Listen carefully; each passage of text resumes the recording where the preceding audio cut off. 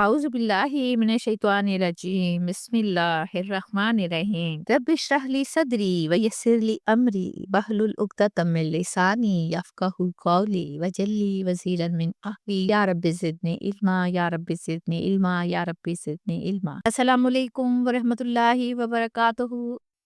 آپ سب کیسے ہیں؟ مجھے امید ہے آپ خیریت سے ہوں گے، میرے بچے، میرے شہزادے۔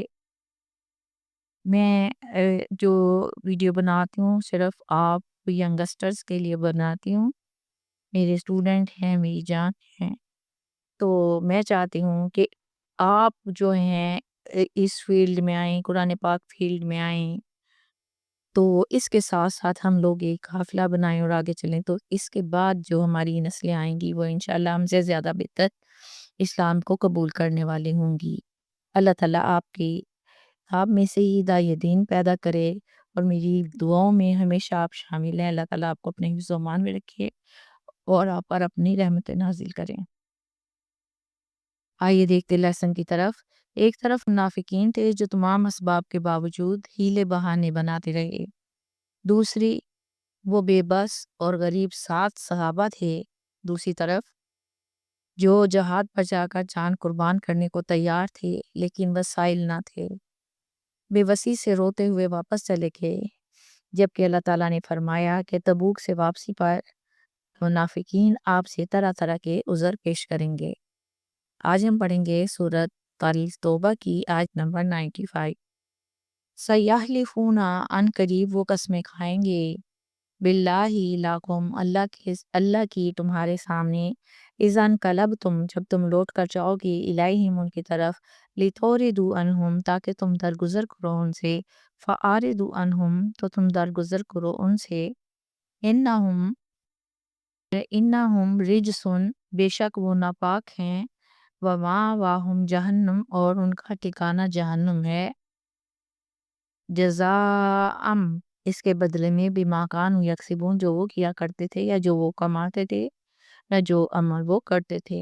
جب رسول پاک صلی اللہ علیہ وآلہ وسلم غزوہ تبوک سے واپس تشریف لائے تو منافقین جو جہاد میں شریک نہیں ہوئے تھے جھوٹی قسمیں کھانے لگے۔ یہ تو آپ کو پتہ ہے نا کہ وہ کیوں شریک نہیں ہوئے تھے۔ اب جب واپس آئے آپ صلی اللہ علیہ وسلم تو وہ جھوٹی قسمیں کھانے لگے کہ اگر ہم نکل سکتے تو ضرور آپ کے ساتھ نکلتے۔ ان کے دلوں میں نفاق، جھوٹ اور خوف دنیا بھرا ہوا تھا۔ اللہ سبحانہ وتعالیٰ اس بارے میں فرماتے ہیں کہ یہ لوگ قسمیں کھا کر آپ کو راضی کرنے کی کوشش کریں گے تاکہ آپ ان سے ناراض نہ رہیں۔ اللہ تعالیٰ نبی پاک صلی اللہ علیہ وسلم کو فرماتے ہیں کہ آپ ان سے کوئی تعلق نہ رکھیں، ان کی باتوں پر توجہ نہ دیں، کیونکہ توجہ اس لیے نہ دیں کہ یہ نجاست کی طرح ہیں۔ اب نجاست سے مراد کیا ہے؟ نجاست سے مراد گندگی، ناپاکی، لیکن یہ ظاہری نہیں یا ظاہری جسم کی بھی نہیں بلکہ باطنی ناپاکی ہے۔ اللہ تعالیٰ کے نزدیک اصل پاکیزگی دل کی ہوتی ہے، چونکہ ان کے دل میں بدنیتی ہے، حسد ہے، دوگلاپن ہے، اس لیے باطل سے وہ نجس ہیں، باطل ہونے کی وجہ سے وہ نجس ہیں۔ قرآن پاک سورۃ التوبہ میں ہی اللہ تعالیٰ فرماتے ہیں کہ مشرک ناپاک ہیں، مطلب ان کے عقیدے اور دل گندے ہیں، جسم نہیں۔ منافق بظاہر مسلمان دکھائی دیتے ہیں، نماز بھی پڑھتے ہیں، مگر دل سے اسلام سے نفرت کرتے ہیں۔ منافق لوگوں کا رویہ ایمان والوں کے دلوں میں شک، فتنہ اور بدگمانی پیدا کرتا ہے۔ جیسے جسم میں پیپ ہو نا تو وہ سارے جسم کو خراب کر دیتی ہے۔ اللہ تعالیٰ فرماتے ہیں کہ ان لوگوں کا ٹھکانہ جہنم ہے اور وہ اسی کی سزا پائیں گے جو انہوں نے اپنے نفاق اور جھوٹ سے کمایا ہے، اور جہنم بہت ہی برا ٹھکانہ ہے۔ سورۃ التوبہ کی آیت نمبر 96 اور 97 پڑھتے ہیں۔ یحلفون لکم وہ قسمیں کھائیں گے تمہارے لیے، لترضوا عنہم تاکہ تم راضی ہو جاؤ ان سے، فَإِن ترضوا عنہم پس اگر تم راضی ہو بھی جاؤ ان سے، فَإِنَّ اللَّهَ تو بے شک اللہ لا يرضى نہیں راضی ہوگا عن القوم الفاسقین فاسق لوگوں سے یا نافرمان لوگوں سے۔ اگلی آیت ہے الْأَرَى وَشَدُّ دیہاتی لوگ زیادہ سخت ہیں، کفرًا و نفاقاً کفر اور نفاق میں، وَأَجْدَرُ اور زیادہ لائق ہیں، اللہ یعلموا حدودا کہ وہ نہ جانے اس حدود کو، ما انزل اللہ جو اللہ نے نازل کیے، علی رسول ہی اپنے رسول پر، واللہ علیم حکیم بے اور اللہ خوب جاننے والا اور حکمت والا ہے۔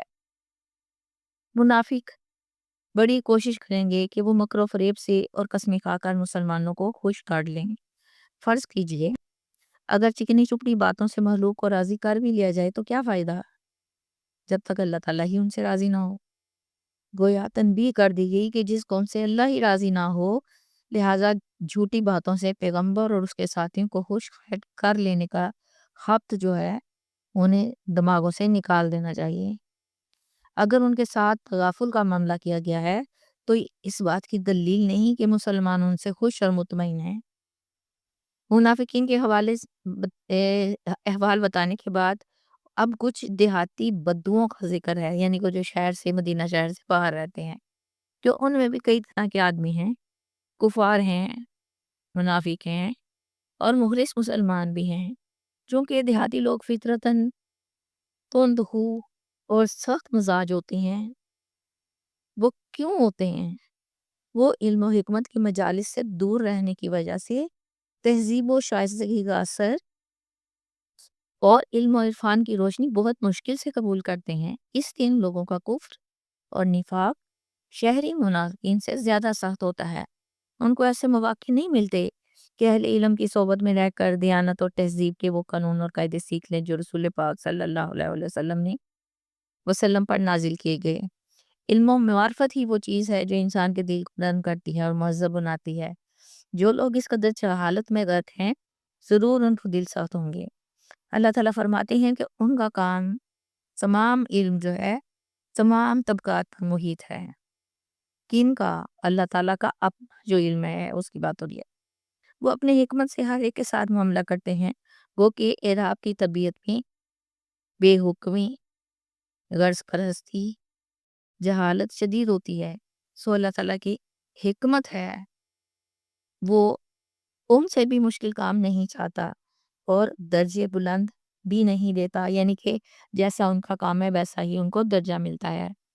سورۃ التوبہ کی آیت نمبر 98 پڑھتے ہیں، وَمِنَ الْأَعْرَابِ اور دیہاتیوں میں سے کوئی ایسا ہے مَن يَتَّخِذُ جو خیال کرتا ہے مَا يُنْفِقُ مَغْرَمًا اسے جو اللہ کی راہ میں خرچ کرتا ہے تاوان، یعنی کہ جو اللہ کی راہ میں خرچ کرتا ہے وہ تاوان دیتا ہے جیسے وَيَتَرَبَّصُوا اور انتظار کرتے ہیں بِكُمُ الدَّوَائِرَ تم پر زمانے کی گردشوں کا۔ کس تم پر؟ تم سے مراد حضرت محمد صلی اللہ علیہ وسلم پر زمانے کی گردشوں کا، یعنی یا برے وقت کا انتظار کرتے ہیں۔ علیہم انہی پر ہے دائرۃ السوء بری گردش، واللہ سمیع علیم اللہ تعالیٰ بے شک سننے والا اور جاننے والا ہے۔ اس آیت میں اعراب منافقین کی بات ہو رہی ہے۔ اللہ تعالیٰ فرماتے ہیں کہ یہ وہ لوگ ہیں جنہیں اگر کسی وقت اللہ کے راستے میں خرچ کرنا پڑ جائے تو ایسی کراہت سے خرچ کرتے ہیں جیسے کوئی تاوان یا جرمانہ ادا کر رہے ہوں۔ انہیں ایسا محسوس ہوتا ہے جیسے ان سے زبردستی کو چھین لیا گیا ہو، یعنی ان کے خیال میں اللہ کے دین کے لیے خرچ کرنا کوئی نیکی نہیں، وہ سمجھتے ہیں کہ یہ ان پر ایک بوجھ ہے، اس لیے ان کا دل کہتا ہے کہ ہم خرچ کیوں کریں، ہمیں اس کا کیا فائدہ۔ یہ منافق جو بدوی تھے یہ چاہتے تھے کہ مسلمانوں پر کوئی مصیبت آئے تاکہ وہ لوگ کہہ سکیں کہ ہم نے کہا تھا نا اس دن پر چلنا نقصان دیا ہے۔ ان کے دل میں خیر نہیں بلکہ حسد ہے، بدگمانی ہے۔ اللہ تعالیٰ فرماتے ہیں کہ برا وقت فکر نہ کرو، انہی پہ آنے والا ہے۔ اللہ تعالیٰ فرماتے ہیں کہ مومنوں پر نہیں بلکہ وہی لوگ تمہارے لیے برائی چاہتے ہیں خود اس برائی میں مبتلا ہوں گے، یہ اللہ کا عدل ہے۔ جو اللہ کے دین سے نفرت کرے اسے سکون و برکت نہیں مل سکتی۔ دیکھیں غور کرنے کی بات ہے، جو بھی اللہ کے کام میں خرچ کرتا ہے اگر وہ محبت اور ایمان سے کرے نا تب وہ صدقہ بنتا ہے، اور اگر کوئی دل میں ناپسندیدگی کے ساتھ خرچ کرے تو وہ اجر سے بھی محروم رہتا ہے۔ محبت سے کیا جائے تو وہ نور میں بدل جاتا ہے، اور جو لوگ اللہ کی راہ میں دینے کو بوجھ سمجھتے ہیں ان کے نصیب میں تاریکی رہ جاتی ہے۔ اعراب جو منافقین تھے وہ بڑی بے صبری سے انتظار کر رہے تھے کہ گردش زمانہ کے باعث کچھ ایسے حالات پیدا ہو جائیں جن سے مدینہ کی یہ اسلامی حکومت جو ہے ختم ہو جائے اور وہ پابندیوں سے آزاد ہو جائیں، لیکن انہیں کیا خبر تھی کہ اللہ تعالیٰ ہر ایک کی بات کو سنتے بھی ہیں اور جانتے بھی ہیں، اور جو فیصلہ وہ کریں گے وہی سب کو قبول کرنا پڑے گا۔ مجھے امید ہے آپ کو میری بات کو سمجھ گئے ہوں گے۔ اسی کے ساتھ میں آپ سے اجازت چاہتی ہوں۔ ہنستے بستے رہیے، خوش رہیے، آباد رہیے، اللہ کی امان میں رہیے۔ انشاءاللہ پھر ملیں گے، تب تک کے لیے اللہ حافظ۔